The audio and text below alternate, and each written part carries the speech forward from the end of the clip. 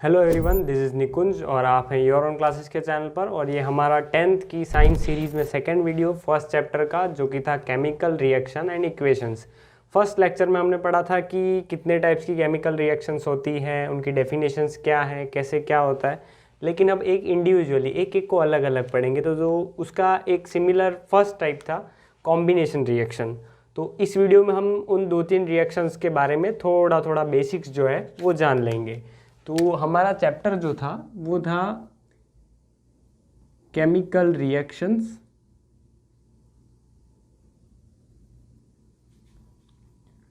And equations.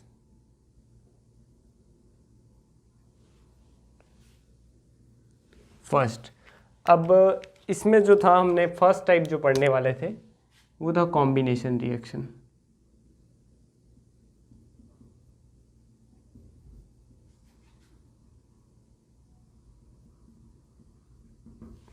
अब combination reaction क्या होती है, ये पिछले वाले लेक्चर में मैंने आपको बताया था कि जब दो सब्सटेंस मिलके एक नया सब्सटेंस बना देते हैं, दो मिलके एक नया बना, दो तीन मिलके कोई नई चीज़ बनाते हैं, तो उसको कॉम्बिनेशन, मतलब दो चीज़ों को कॉम्बिनेशन करके एक तीसरी नई चीज़ बनना जो है वो कॉम्बिनेशन रिएक्शन कहलाता है। जैसे मैं डेफिनेशन के आधार पर आपको समझाऊं तो those reactions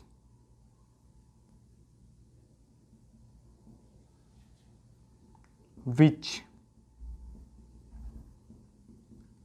involve the combination of, ऐसी रिएक्शन जो एक इन्वॉल्व करे अपने अंदर कॉम्बिनेशन ऑफ टू और मोर सब्सटेंसेस, दो या दो से ज़्यादा सब्सटेंसेस को,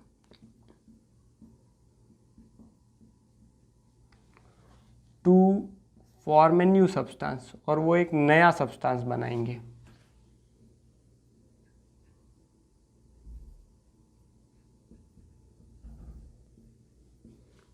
इज कॉल्ड कॉम्बिनेशन रिएक्शन।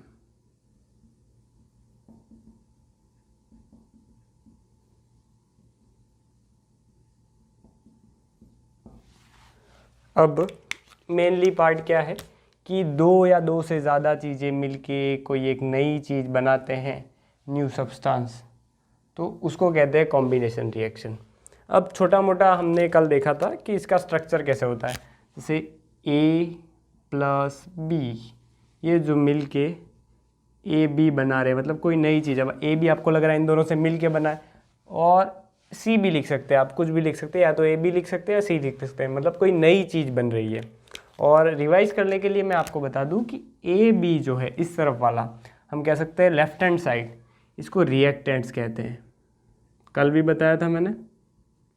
और ये जो है, जो चीज़ बनी है, जो बनकर हमें मिली है, उसको प्रोडक्ट्स कहते हैं, जो नई चीज़ बनी है और जिन्होंने रिएक्शन में हिस्सा लिया है। और ये जो है वो एरो है, अगर रिवर्सिबल है तो ये एरो अलग बनेगा, अगर रिवर्सिबल नहीं है तो ये एरो अलग बनेगा। अब इसके एग्जांपल्स देख लेते हैं, जेन्युइन एग्जांपल्स। ये एक स्ट्रक्चर था, अब हम इसके एग्जांपल्स देखेंगे।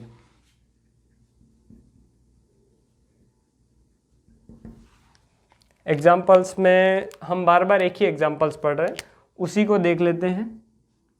मैग्नीशियम को जब हम जलाते हैं तो ये जो बनता है वो मैग्नीशियम ऑक्साइड बनता है। ये Mg का मतलब जो है वो है मैग्नीशियम, और O2 मतलब ऑक्सीजन, और MgO का मतलब होता है मैग्नीशियम ऑक्साइड। अब बैलेंसिंग अभी तो हमने नहीं सीखा, लेकिन फिर भी हम देखें तो यहाँ पे O2 है, मतलब ऑक्सीजन 2 है, और मुझे इसको भी 2 बनाना है, तो मुझे इसके आगे जो है इसका मॉलिक्यूल बढ़ाना होगा। इसका एटम मैं यहाँ पे रख के बढ़ा नहीं सकता। अब मैग्नीशियम भी यहाँ पे 2 हो गया, तो इसको बैलेंस करने के लिए मैं यहाँ पे 2, इसको मैं बाद में आराम से आपको नेक्स्ट लेक्चर में समझाऊंगा कि ये बैलेंस कैसे करते हैं। अब एक सेकेंड एग्जाम्पल भी देख लेते हैं। हाइड्रोजन और नाइट्रोजन गैस, H2 और N2, ये जो है वो अमोनिया बनाती है।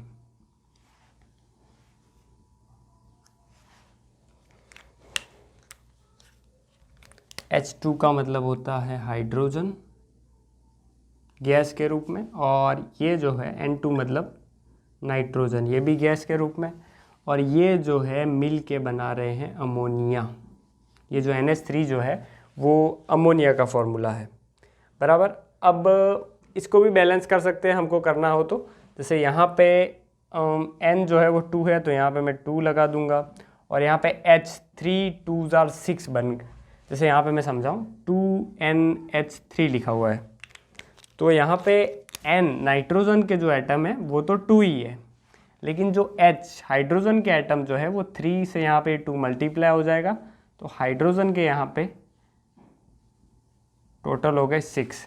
अब मुझे यहाँ पर भी 6 बनाना है तो यहाँ पे मुझे 3 लगाना पड़ेगा, 3 2s are 6, तो ये पूरी बैलेंस हो गई। तो कॉम्बिनेशन रिएक्शन इस लेक्चर इसमें पूरा देखा, इस स्लाइड में अपन ने कि कॉम्बिनेशन रिएक्शन में क्या होता है, दो या दो से ज़्यादा चीज़ें मिलकर एक नई कोई चीज़ बनाते हैं तो कॉम्बिनेशन रिएक्शन कहलाता है, और ये जो लेफ्ट हैंड साइड वाले हैं वो रिएक्टेंट कहलाते हैं और राइट हैंड साइड वाले प्रोडक्ट्स कहलाते हैं। और ये दो जो थे वो एग्जाम्पल थे, आप इसको लिख सकते हैं नोट्स में। और अब हम नेक्स्ट रिएक्शन पढ़ेंगे कॉम्बिनेशन के बाद, जो कि है डीकम्पोजिशन, जो कि जस्ट इसकी उल्टी है। अब हम पढ़ेंगे हमारी जो नेक्स्ट रिएक्शन है जिसका नाम है डीकम्पोजिशन रिएक्शन, जो कि कॉम्बिनेशन रिएक्शन की जस्ट अपोजिट है। थोड़ा फन है, अच्छे से हम इसको समझ सकते हैं। अगर हमने कॉम्बिनेशन देखी है तो हमको ये डीकम्पोजिशन आराम से समझ में आ जाएगी, जस्ट अपोजिट है इसकी। तो यहाँ पे अपन लिख लेते हैं डीकम्पोजिशन रिएक्शन।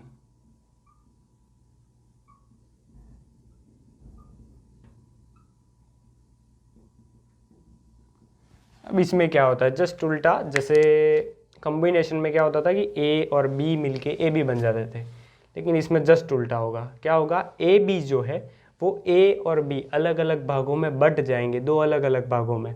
और इसको करने के लिए कुछ ना कुछ लगता है, जैसे कोई किसी रिएक्शन में जैसे नमक और पानी है, आप उसको गर्म करोगे तो पानी ऊपर वेपर बन जाएगा और नीचे नमक जो है उस बर्तन में जम जाएगा। तो आपने उस रिएक्शन को करने के लिए हीट दिया और पानी और नमक दोनों अलग अलग हो गए, तो कुछ ना कुछ चाहिए ऐसी रिएक्शन को करने के लिए। इसके 3 टाइप्स भी है, वो बाद में पढ़ेंगे। और जैसे हीट चाहिए तो थर्मल, और सनलाइट से करे तो वो फोटोलिसिस, और उसके बाद एक और आता है सनलाइट में फोटोलिसिस, और हीट चाहिए तो थर्मो, और एक और आता है हम कह सकते हैं केमिकल्स। ये 3 टाइप्स है इसके, बेसिकली हम बाद में देखेंगे इलेक्ट्रिसिटी से इलेक्ट्रोलाइसिस। अब हम डीकम्पोजिशन रिएक्शन के डेफिनेशन लिख लेते हैं।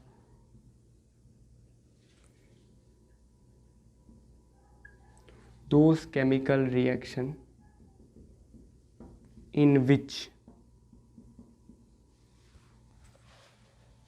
a compound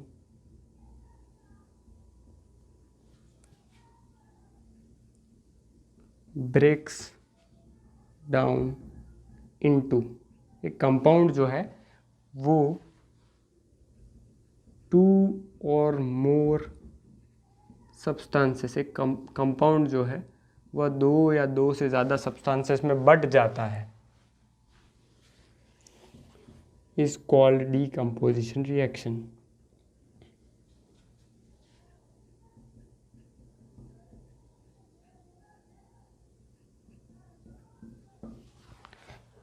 अब हम इसका भी थोड़ा छोटा मोटा स्ट्रक्चर लिख लेते हैं। जैसे AB जो है ये किसी न किसी चीज़ की प्रेजेंस में A और B में 2 अलग अलग भागों में बट जाएगा। अब याद रखना कि अब कोई चेंज नहीं होगा, यही रिएक्टेंट है, यही प्रोडक्ट है। अब हमने ये जो जगह बदल दी है, इसका मतलब ये नहीं कि ये रिएक्टेंट हो जाएगा, ये प्रोडक्ट हो जाएगा। रिएक्शन इस तरफ जा रही है, इसका मतलब ये है कि यही रिएक्टेंट है और यही प्रोडक्ट है, हम इसमें कुछ चेंज नहीं कर सकते। अब डेफिनेशन तो आपको समझ में आ गई होगी, ऐसी रिएक्शन जिसमें कंपाउंड जो है वो 2 अलग अलग भागों में बढ़ जाता है, तो ऐसी रिएक्शन को डीकम्पोजिशन रिएक्शन कहते हैं। अब इसके कुछ एग्जांपल्स भी देख लेते हैं हम।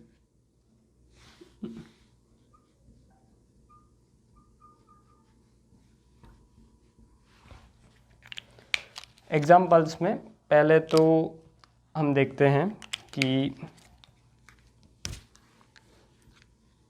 NaCl यानी सोडियम क्लोराइड जो है वो Na और Cl में बट जाता है।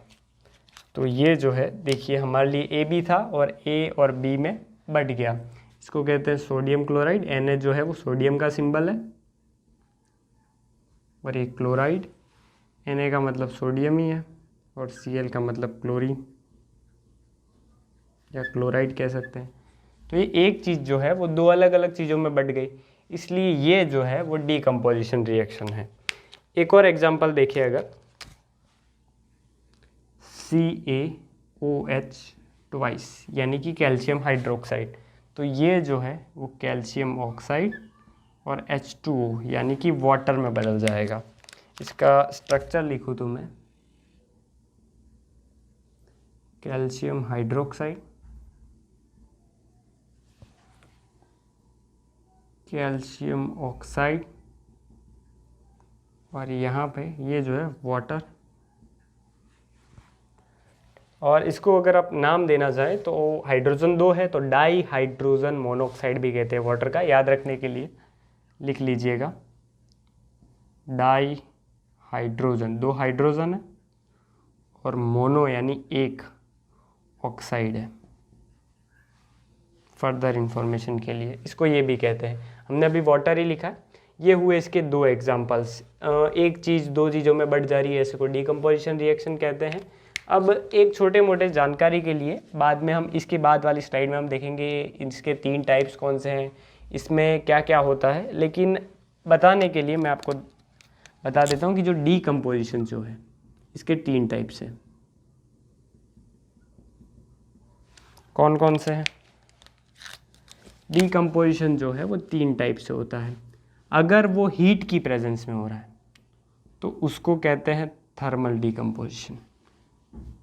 उसके बाद इलेक्ट्रिसिटी की प्रेजेंस में हो रहा है तो इलेक्ट्रोलाइसिस, और अगर वो सनलाइट में हो रहा है तो फोटोलाइसिस। अब तीनों में क्या क्या मेन है जो हमने अभी देखा। थर्मल में क्या है? हीट। इलेक्ट्रोलाइसिस में इलेक्ट्रिसिटी, सिंबल बना देता हूँ मैं। उसके बाद फोटोलिसिस में क्या होगा कि जो सनलाइट जो है उसकी एनर्जी से कोई चीज़ 2 भागों में बढ़ जाती है तो उसको फोटोलिसिस कहते हैं। तो ये इसके 3 टाइप्स हुए। ये हुआ डीकम्पोजिशन रिएक्शन। इसके 2 एग्जांपल्स।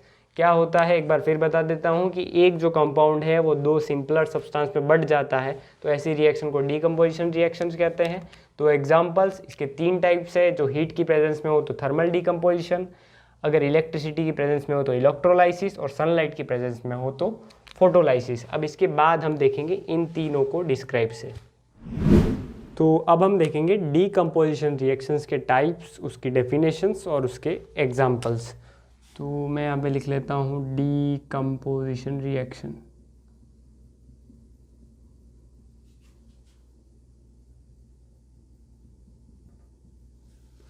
अब इसके जो हैं मेनली 3 टाइप्स हैं, जिसमें से पहला है थर्मल डीकम्पोजिशन।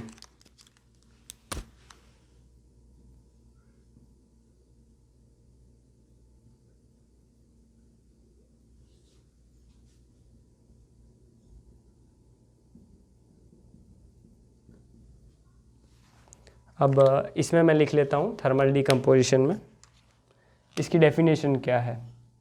तो दोज रिएक्शंस, ऐसी रिएक्शंस विच यूज़, जो यूज़ करती हैं हीट को in the form of energy, energy की फॉर्म में, इन द फॉर्म ऑफ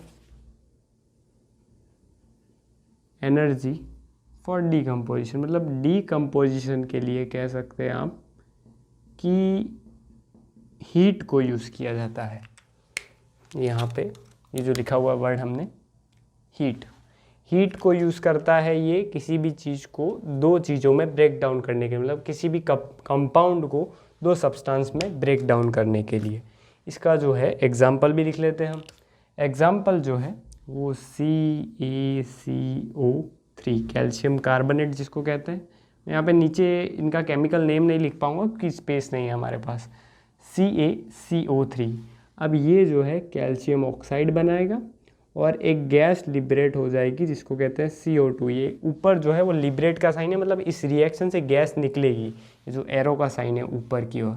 और एक एरो नीचे की ओर भी करते हैं हम कभी कभी, अगर किसी रिएक्शन में कोई चीज़ नीचे जम जाती है, टेस्ट ट्यूब या किसी भी बीकर वगैरह में, मतलब वो नीचे प्रेसिपिटेट हो रहा है, तो ये नीचे का साइन है, ऊपर मतलब कोई भी गैस लिबरेट हो रही है। अब थर्मल डिकम्पोजिशन हो गया, ऐसी रिएक्शन जिसमें हीट का यूज़ होता है। अब मतलब आप आग जला के किसी रिएक्शन को करो तो वो थर्मल डिकम्पोजिशन है। अब सेकेंड नंबर पे जो आता है वो है इलेक्ट्रोलाइसिस।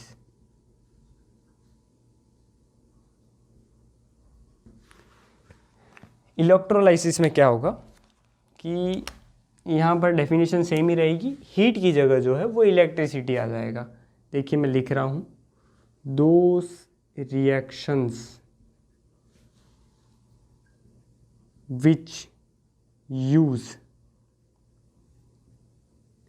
electricity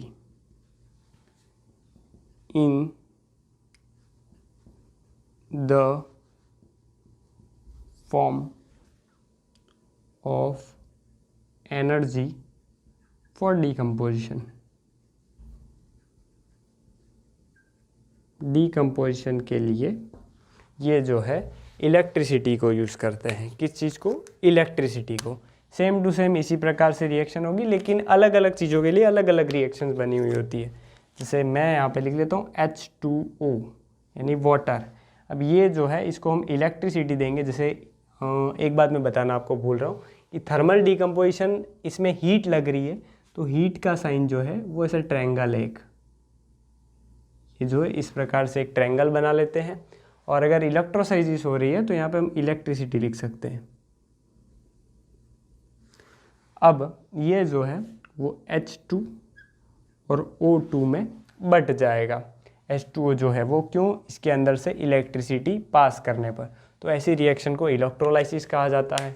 ये जो है वो रिएक्टेंट है, ये जो है वो प्रोडक्ट है, हमको पहले से पता है। अब लास्ट वन हमने देखा था, नाम क्या नाम था? फोटोलिसिस।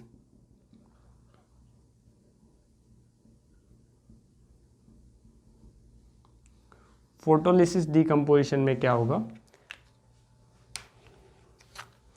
यहाँ पे हीट हुआ था, यहाँ पे इलेक्ट्रिसिटी हुआ था, यहाँ पे होगा सनलाइट। तो those reactions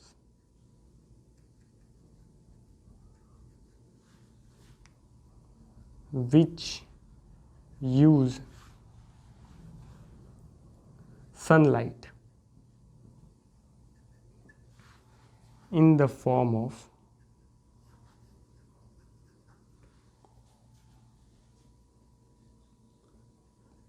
energy for decomposition.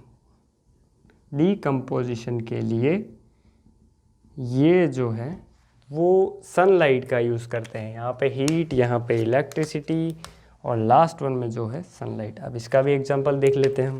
Example क्या है? अब इसका जो एग्जांपल है वो होगा AgCl, सिल्वर क्लोराइड। इसमें क्या होगा, सिल्वर Ag अलग हो जाएगा और Cl2 ये भी अलग हो जाएगा। अच्छा, इनको बैलेंस भी कर सकते हैं। यहाँ पे Cl2 है तो इस Cl के आगे यहाँ पे तो नहीं, इसका मॉलिक्यूलर बढ़ा सकता हूँ, या Ag यहाँ पे 2 हो गया, इसको बैलेंस करने के लिए ये, तो ये जो है वो बैलेंस हो गया। अब ये जो है 3 प्रकार थे, तीनों के एग्जाम्पल बता लिए। अगर किसी रिएक्शन को करने में हीट लगती है तो थर्मल डिकम्पोजिशन है, किसी रिएक्शन को करने में इलेक्ट्रिसिटी लगती है तो वो जो है इलेक्ट्रोलाइसिस है, और सनलाइट लगती है तो फोटोलिसिस है। तो ये थे मेनली डिकम्पोजिशन के जो थे वो 3 टाइप्स हुए। ये फर्स्ट का एग्जाम्पल, ये सेकंड का एग्जाम्पल, और ये थर्ड का एग्जाम्पल। अब इसके बाद से हम कुछ और रिएक्शन देखेंगे जो कि होंगी डिकम्पोजिशन के बाद, डिस्प्लेसमेंट्स, डबल डिस्प्लेसमेंट, और दूसरी जो भी हैं वो रिएक्शंस। आज हमने पढ़ा ये कॉम्बिनेशन भी देखा अभी, और अब हमने देखा डिकम्पोजिशन। अब नेक्स्ट स्लाइड में हम नेक्स्ट देखेंगे। अब हम देखेंगे कि डिस्प्लेसमेंट रिएक्शंस क्या हैं, और अभी अभी हमने देखा कॉम्बिनेशन रिएक्शन क्या है, डिकम्पोजिशन क्या है, डिकम्पोजिशन के 3 टाइप्स देख लिए। अब हम देखेंगे कि ये जो है अभी जो पढ़ रहे हैं हम डिस्प्लेसमेंट वो क्या है, और उसके बाद हम डबल डिस्प्लेसमेंट भी देखेंगे। तो पहले हम देखते हैं displacement reaction.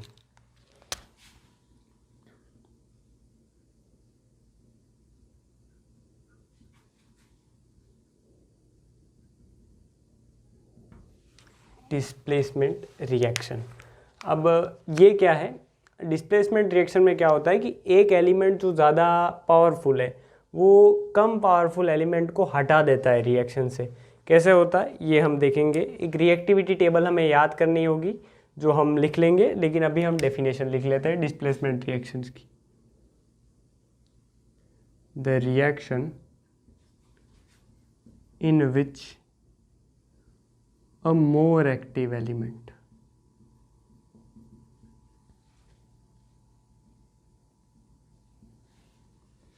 displaces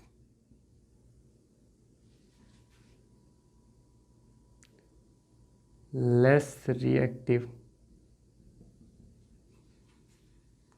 element from a compound, एक कंपाउंड से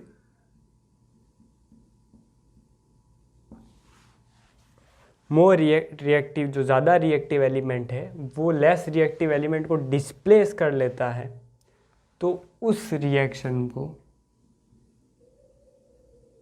डिस्प्लेसमेंट रिएक्शन कहते हैं।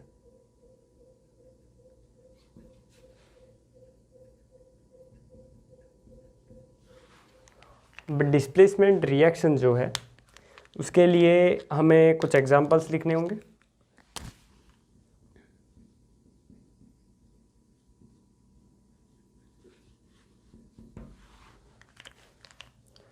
एग्जाम्पल्स में मैं पहला लिख लेता हूँ Fe यानी कि iron plus CuSO4 copper sulphate, और एक जो दूसरा है aluminium plus copper chloride CuCl2।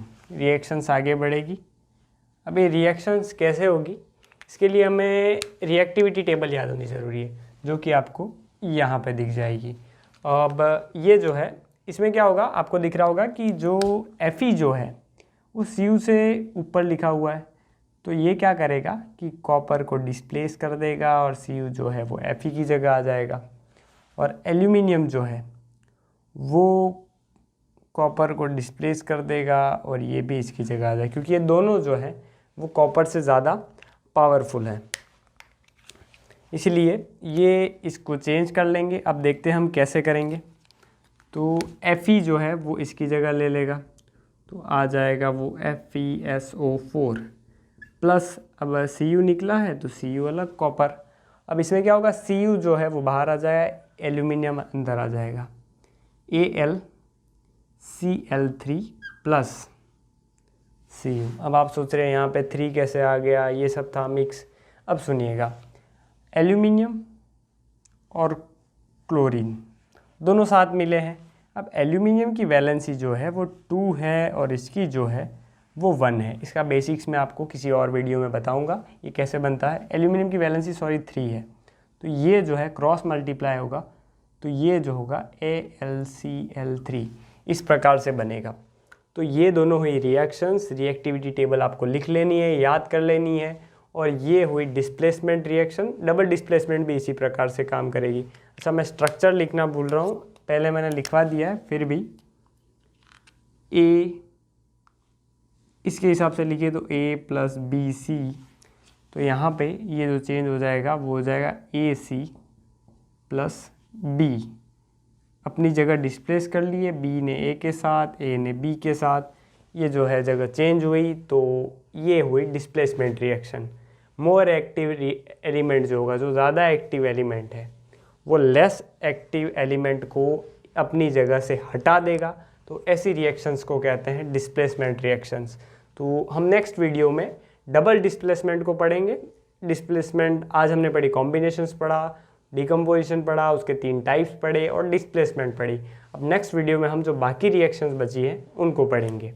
तब तक के लिए आप लाइक करें, शेयर करें, सब्सक्राइब करें और अपने फ्रेंड्स को शेयर ज़रूर करें वीडियोस, क्योंकि हम नोट्स और ये जो है बिल्कुल फ्री ऑफ कॉस्ट आपको प्रोवाइड करेंगे इस पूरे समर वेकेशंस में और आगे भी।